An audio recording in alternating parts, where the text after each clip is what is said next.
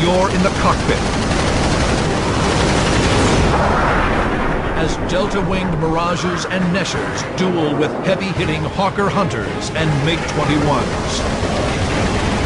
Experience the battle. Dissect the tactics. Relive the dogfights of the Desert Aces.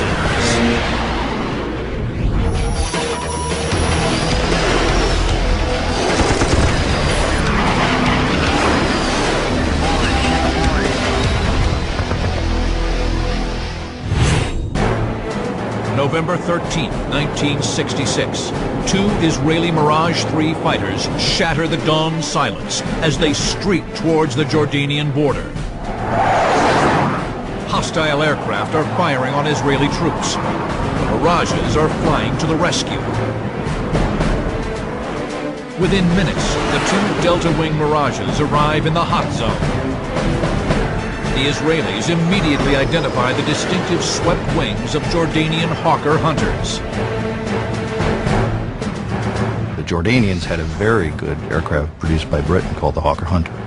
Now, those airplanes did not have the power and speed of the Mirage, but they could be very effective dogfight aircraft. Another pair of 119 Squadron Mirages joins up, but the Israelis are still outnumbered. 4 Mirages against 8 heavily armed Hunters. The Mirages are here. The Hunters are here, attacking Israeli ground forces. The Israelis quickly roll into the attack from 5,000 feet. The adversaries merge into a World War I-style melee at jet speeds. Major Ran Ronan, 119 Squadron CO, leads the attack. It was our first fight against the Jordanians and the Hunters. It was a very tough fight. Turning and twisting with maximum effort, the Israelis fail to get a clean shot. What was a surprise, they reacted, and maneuvered better than I thought.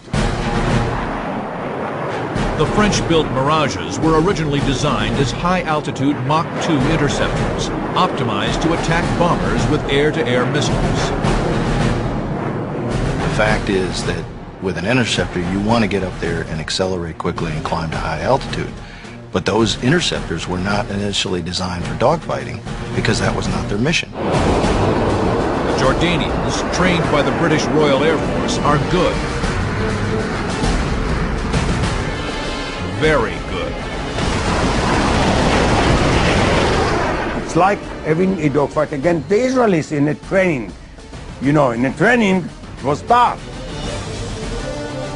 And that battle that lasted about 6 minutes or so, which is very long in air combat, there were no kills. Israelis couldn't get any of the Jordanians, and Jordanians couldn't get any of the Israelis. But Ran Ronan's professional pride and the honor of the squadron demands a victory. He singles out a Hunter. Then I was upset and said, no, I must get one. And I found one of them and said, this one, I'm going to shut down. Ronan slips behind his intended victim and manages to track him in his gun sight. His finger is poised on the trigger. Suddenly, the Hunter breaks.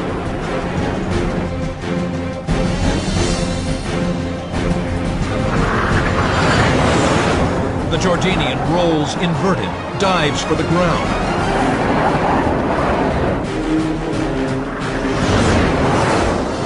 He desperately tries to shake the Grim Reaper off his tail.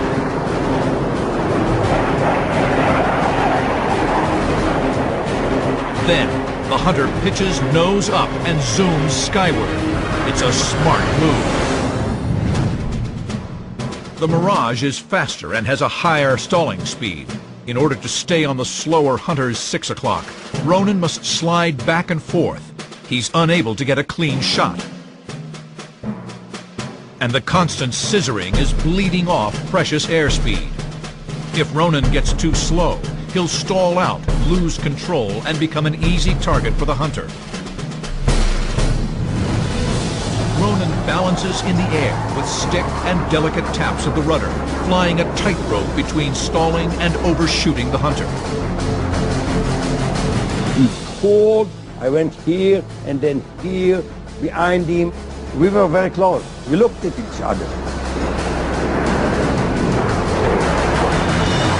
Ran Ronan is seconds from losing the battle. He's pushed his Mirage 3 to the razor's edge of sustained flight. When the Israelis acquired the Mirage 3 in 1962, they knew it wasn't built to dogfight, but it was the most advanced fighter they could get their hands on. There were few countries willing to supply arms to the Jewish state. The Mirage had a strong, streamlined airframe, and at Israel's insistence, 2 30mm cannon. It used a distinctive triangular wing shape called a delta, product of German World War II research into high-speed flight. The delta wing is very efficient. Structurally, it is small, it is strong, it provides a lot of room for fuel, and it also is highly swept so that it reduces the drag at increasing speed, supersonic and near supersonic. While the delta wing is optimized for high speed, the swept wing is more versatile, a compromise between maneuverability and speed. The Hawker Hunter used the more traditional swept wing design typical of 1950s fighters. It was a large wing blended into the fuselage, so it had excellent lift and had a 10,000-pound thrust engine, so it was a good maneuvering platform. The Mirage is faster, but the subsonic Hunter is more maneuverable with a lower stalling speed. It also has 4 30mm cannon to the Mirage's 2. Now, a skilled Jordanian in an older and slower Hunter has put Ran Ronan at a disadvantage in a vertical fight. The Mirage is about to run out of airspeed. And he made a big mistake. The Hunter pilot suddenly loses his nerve. He brakes first.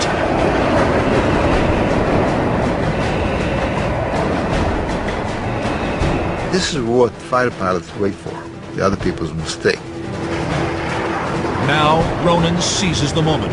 He drops behind the Hunter. But before Ronan can get off a shot, the Jordanian dives for the ground and ducks into the hills. The escape route towards the east would have taken him away, and he didn't think the Israelis were a bit crazy to follow him in that canyon. But he didn't know Ronan. He was crazy. He was determined to get him, and he followed him into the canyon. The Hunter skims over the earth at over 500 knots, leaving a wake of dust and kerosene fumes. His only hope is to drive Ronan into the ground or into the canyon wall. I never saw such a low-level flight like this Hunter, you know, at the bottom of the canyon. Never. There was a lot of turning, but he couldn't put the peeper on him and shoot him. He had to be approximately 15 feet below him in order to shoot. He couldn't be at the same level as he was. The 30mm cannon arcing trajectory requires that the Mirage be angled slightly up at the target. I couldn't go 2 meters down to put my gun sight on him. It's amazing. I was 250 meters behind him all the time. For 2.5 minutes, the roar of jets echoes through the hills. The Hunter pilot maneuvers confidently through the canyon. Behind his oxygen mask, sweat streams down Ronan's face and pools under his chin. The sound of his own heavy breathing fills his helmet. His frustration mounts. It looks like the Jordanian, is going to make it. Suddenly, everything changes. Ronen got lucky. And there was a little hill inside that canyon. The hunter raises its nose. Ronen nearly shouts for joy.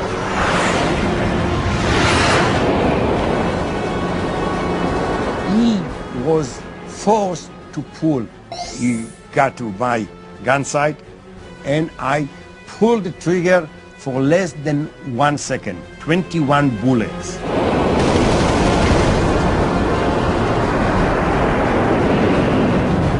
.30mm high explosive rounds impact with deadly efficiency. The tail of the hunter begins to disintegrate. But the airplane stubbornly flies on. Ronen stares down at his handiwork. What happened next haunts him to this day. The aeroplane turned to the left 90 degrees.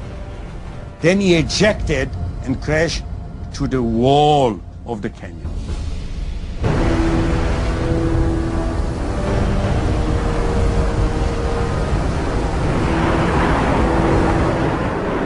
That's what I saw, that I turned left and I saw it was unbelievable.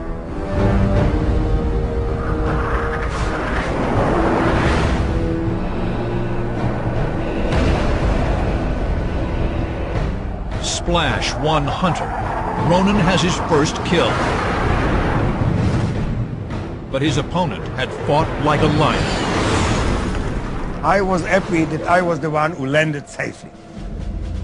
On the other hand, after such a fight of 8.5 minutes, the way he did it, leave aside that it's enemies, leave aside as a fighter pilot, as a colleague, I felt that he would have, deserved to eject safely. Half a year later, Ran Ronen and his fellow Israeli pilots make history during the Six-Day War in June 1967, destroying the combined air forces of 3 Arab countries in a matter of hours. Nevertheless, the Mirage 3 becomes an icon of jet-age combat. The cream of Israeli fighter pilots show that it's not so much the airplane, but the man in the cockpit that makes the critical difference. The lightning war over the desert also marks the first dogfight for one novice Israeli pilot, who is destined to earn the title of the world's top-scoring jet ace.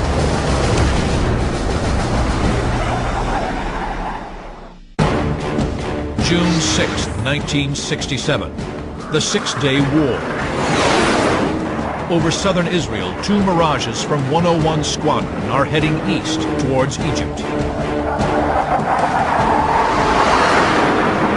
Number 2 in the flight is Lieutenant Giora Epstein.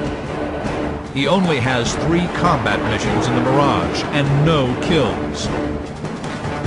But he is destined to become the world's top-scoring jet ace. Epstein and his leader are on the prowl for Egyptian aircraft. And we start turning above at 20,000 feet, and suddenly I see 2 aeroplanes pulling behind us, but I look, I see it's Mirages. Fighter pilots are territorial, especially when it comes to their hunting grounds. So I told them, hey, we are friends, leave us alone. And suddenly I see that they split us down, and when I look where their noses pointed, I see 3 Sukhoi 7s. The Russian-built Sukhoi is a big and heavy swept-wing fighter, very effective in the ground attack role. Even so, its 16,000-pound thrust engine can push the Su-7 near supersonic on the deck. Epstein is here. The 2 interloping Mirages are here, diving on the 3 Su-7s. But another pair of Mirages is already giving chase. the 7 jets form up into a bizarre, deadly procession. There was one Sukhoi, one Mirage, one Sukhoi, one Mirage, and at the side, Sukhoi and Mirage. And everybody started shooting together. 30mm cannon tracers rip through the sky.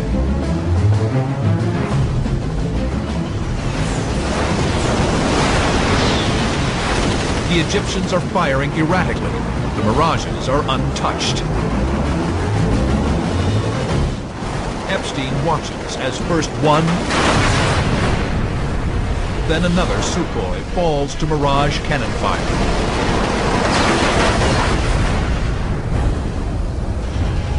But a third Su-7 is escaping. A Mirage is on his tail. And I see it, the Mirage chased the Sukhoi, and it was a little bit far from him. Epstein sees a chance for a kill. His first. He hurtles earthward, chasing the Sukhoi at near Mach 1.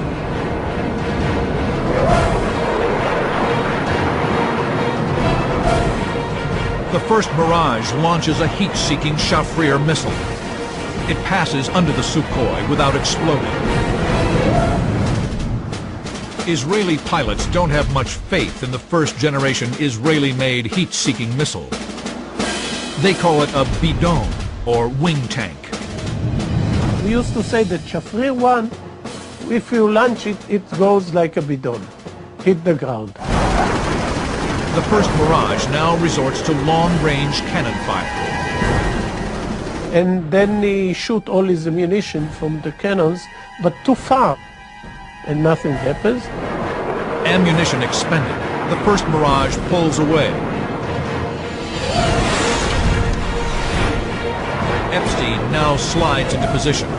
The Sukhoi has incredible acceleration and is nearing Mach 1. With a loud bang, Epstein advances the throttle into full afterburner. The Mirage's tailpipe glows red hot. The Sukhoi thunders over the desert floor. The Egyptian is racing for home. The young Israeli has other plans.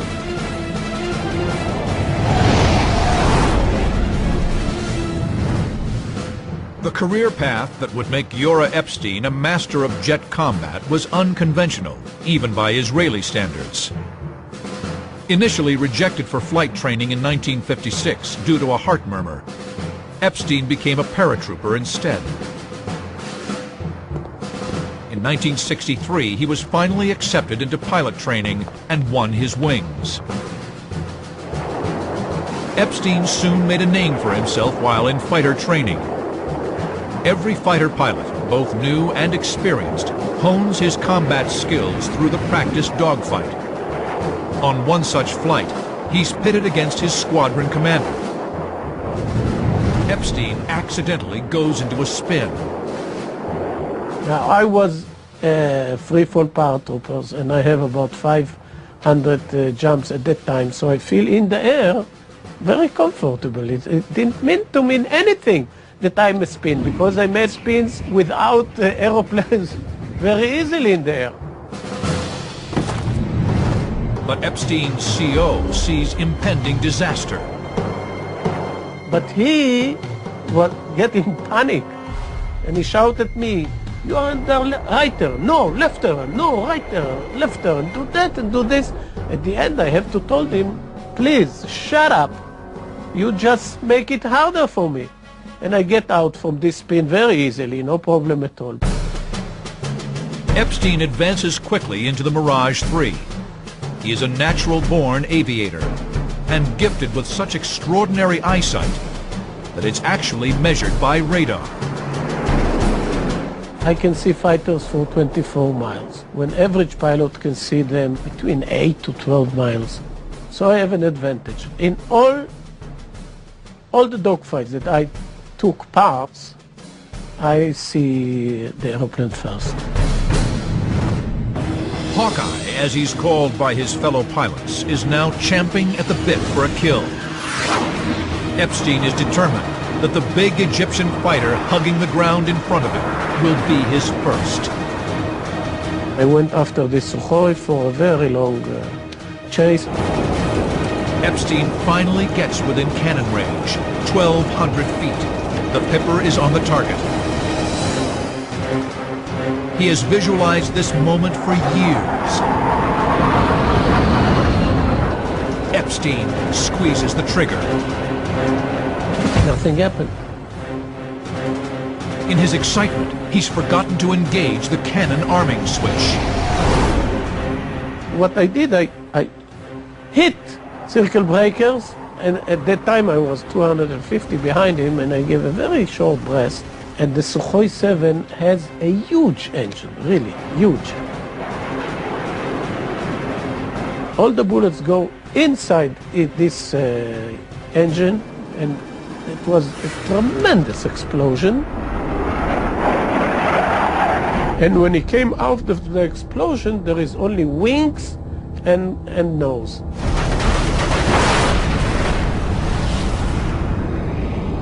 And this little aeroplane that left make the smallest loop I ever seen in my life.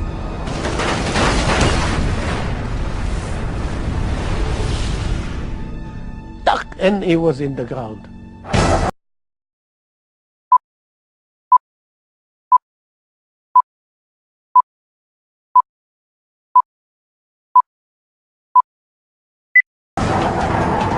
Giora Epstein has realized his dream and scored his first kill.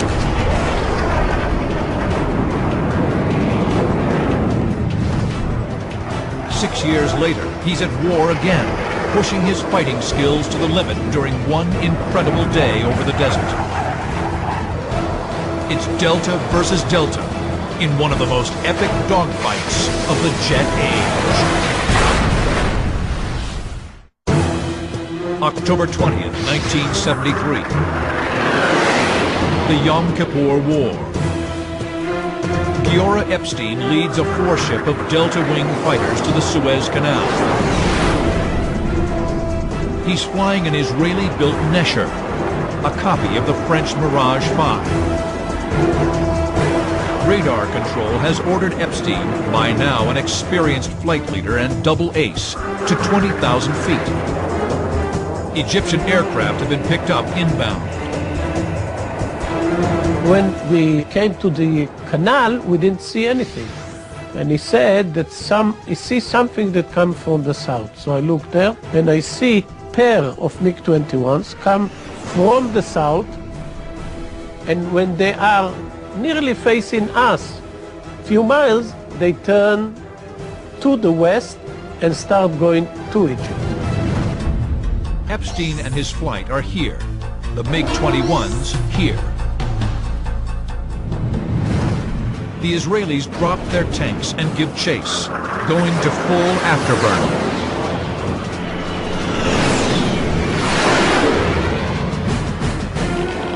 In the lead, Epstein gets good tone from his heat-seeking missile. And at that time, the Yom Kippur War, we have good missiles. We have the Shafrir 2 and the M9D. So I launched a missile, and I got a hit, and the number 2 of this pair explode and goes down.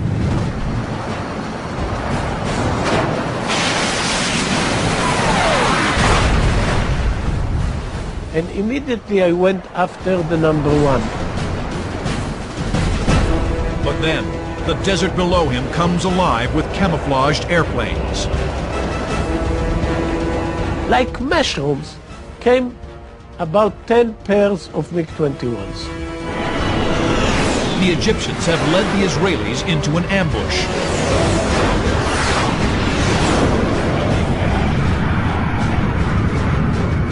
Giora Epstein is about to put the Nesher to the ultimate test.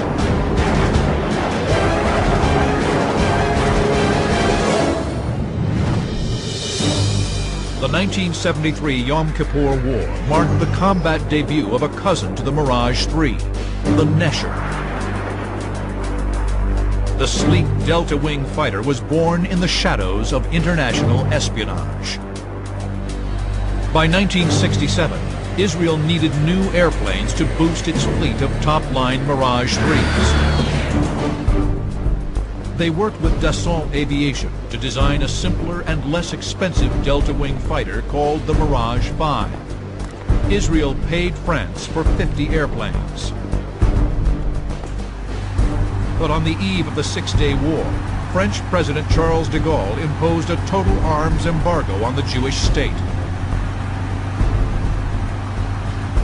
Israel, with the help of accomplices, imposed a total arms embargo on the Jewish state. Israel, with the help of accomplices outside of France, obtained blueprints, which allowed them to build their own version of the Mirage 5. The Nesher, or Eagle, was first flown in September 1969. The Nesher was really a Mirage 3 that was optimized more toward the ground attack solution than the air-to-air combat. The characteristics of the Nesher/Mirage 5 were more in the multi-mission mode versus air combat or intercept. Although the Mirage 3 was lighter and more agile, the Nesher carried nearly 1,000 pounds more fuel, without external tanks. The slight loss in maneuverability due to the extra weight was more than compensated for by the Nesher's longer legs and extended time on station. Attributes that would prove critical to Giora Epstein in his fight against a swarm of Russian-built MiG-21s. The MiG-21 was the standard daytime fighter of the Soviet bloc. The Mach 2 capable Delta Wing fighter was widely exported. Since 1962, it was supplied in great numbers to the Arab states. One of the major differences between the MiG-21 and the Nesher is the tail. The Nesher uses a tailless Delta configuration, typical of Western Delta Wing fighters. But the Soviets gave the MiG-21 a conventional tail, which in their opinion provided better pitch, or up and down control. In this duel of Delta Wing fighters, the airplanes are almost equally matched. It is the pilot that makes the critical difference. Epstein will rely on his exceptional skill and warrior spirit to make it through one of the most famous dogfights ever fought in Middle Eastern skies.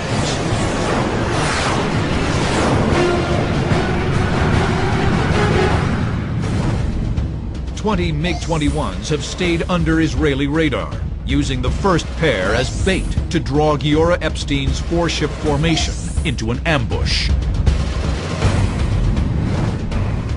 But they make one mistake. They start from too low and too slow, so when they came up to our level, they have no advantage because they are not fast enough. So immediately we start the dogfight against all of them. Epstein's killed one of the decoy pair and is locked on the tail of the leader.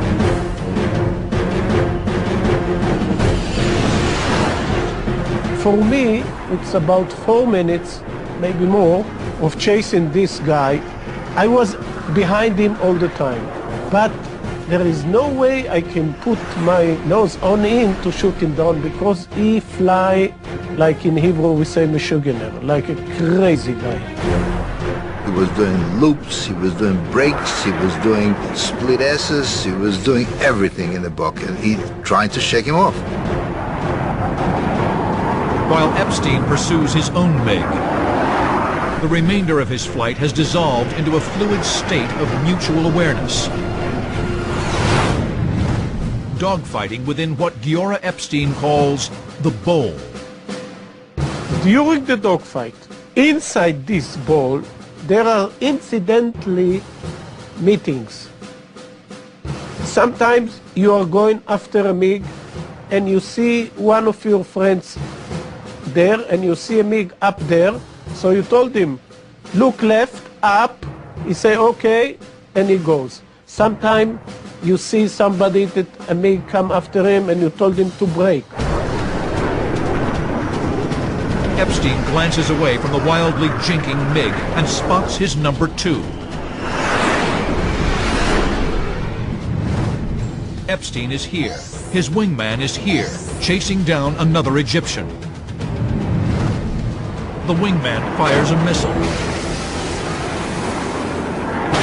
The MiG explodes. But the missile's exhaust plume is sucked into the Necher's air intake, disrupting the airflow and causing the engine to cut out.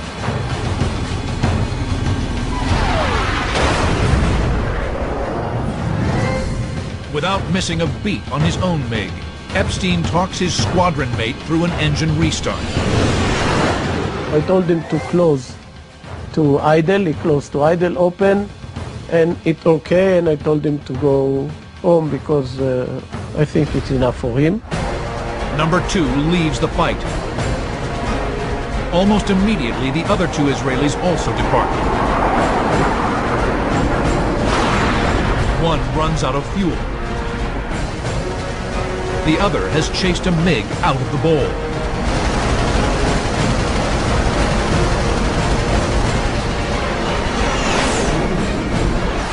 Epstein stays focused on the crazy MiG driver off his nose. But now, he's alone in the bowl, with 11 MiG-21s out for blood. October 20th, 1973. Giora Epstein is alone in the sky with 11 Egyptian MiG-21s. He's been chasing one for 5 minutes. As the turning MiG bleeds off energy, the chase has been driven lower and lower. All the time, he maneuvered so hard that he lost speed and height. They ended down about 3,000 feet. And that crazy Egyptian pilot started doing the craziest thing of all his maneuver, and that's the split S at 3,000 feet. The Egyptian is desperate. He'll attempt a diving reversal called a split S. It's supposed to take 6,500 feet to do this maneuver in a MiG-21. Epstein can't believe his eyes as the MiG rolls inverted and pulls down. And I didn't go after him because I think it's too low, and I think he will crash. He waits for the fireball.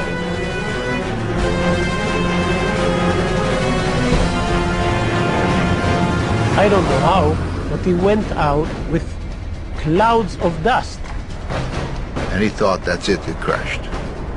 Split seconds after that, he sees that MiG-21 raising up like a rocket. The Egyptian has pulled off an amazing aerobatic feat, subjecting both himself and his airplane to crushing acceleration forces. Really, he did things that it's hard to believe that MiG-21 can do. But the Egyptian pilot, for all his heroic efforts, has run out of energy and options. The throttle is firewalled. 16,000 pounds of thrust shriek in angry protest against the heavy pull of the desert floor. Epstein is waiting. The MiG is dispatched with a short burst.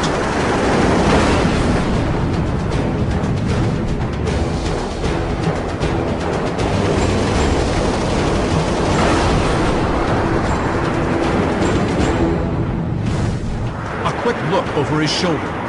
Another MiG closing on his tail. 9 more circling, all intent on blowing him out of the sky. Epstein is enveloped by 5 pairs of MiG-21s. Each pair will take a crack at the lone Israeli. As soon as 2 MiG-21s complete a pass, another pair is ready to engage. I was on the defense all the time. But from time to time, I have the opportunity to do things.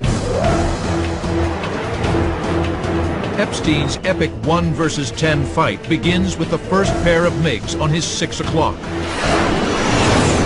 The leader firing wildly. Epstein will brake hard left, forcing the MiGs to overshoot. but his delta wing Nesher will lose energy in a sustained turn, making him vulnerable to attack. Epstein throws the stick over, then levels his wings. It's called unloading, or decreasing the centrifugal G-forces that deplete energy. So immediately you level the aeroplane and try to gain as much speed as you can until the other pair come after you. If you continue to turn after you brake, then you lost all your speed, and then somebody else can come from the outside and kill you.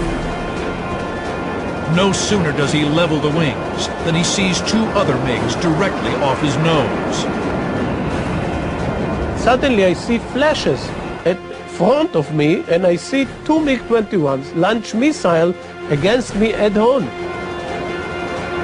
The missiles have no chance of arming or detonating from the forward quarter, but just the impact would be fatal. All Epstein can do is duck.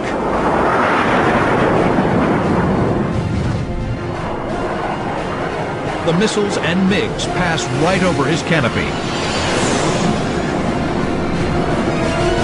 Suddenly, another pair of MiGs moves in from behind.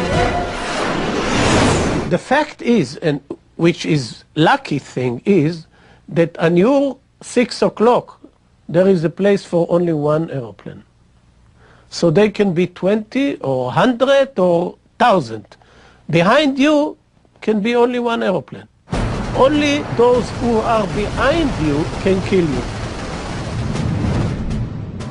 This time, Epstein has a precious few seconds to go on the offense. He'll bank sharply, pop the brakes, lift the nose, and barrel roll smoothly onto the trailing MiG 6 o'clock.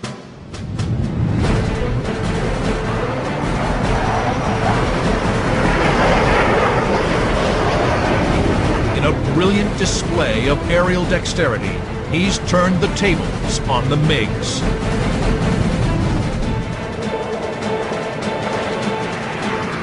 Epstein was a master of managing energies, and he always knew what his potential energy is at every spot, and he calculated, he knew where he's going. I mean, that he was good at that. A short burst of 30mm cannon fire. Then a huge fireball.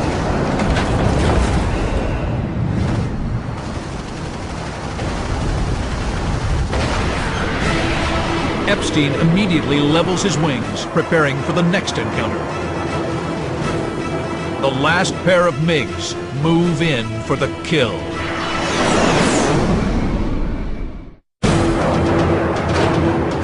For 7 minutes, Giora Epstein has fought alone against 11 MiG-21s.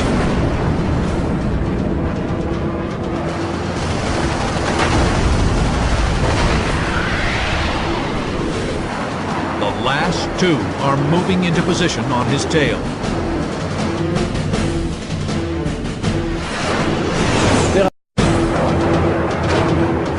For 7 minutes, Giora Epstein has fought alone against 11 MiG-21s.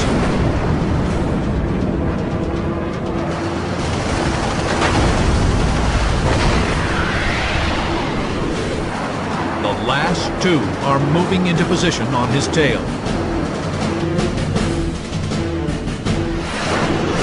There are less and less MiGs until there is only one pair behind me.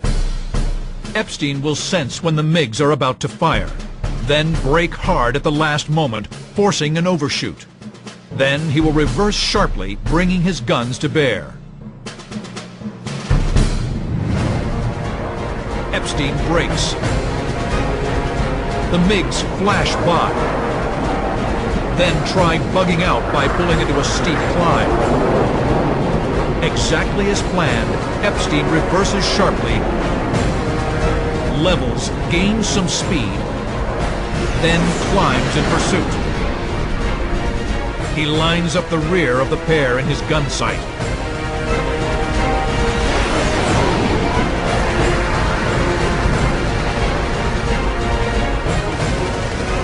I shoot the number 2, and it hit him in the cockpit. There was no explosion and no smoke, nothing, and it just went all the way down to the ground.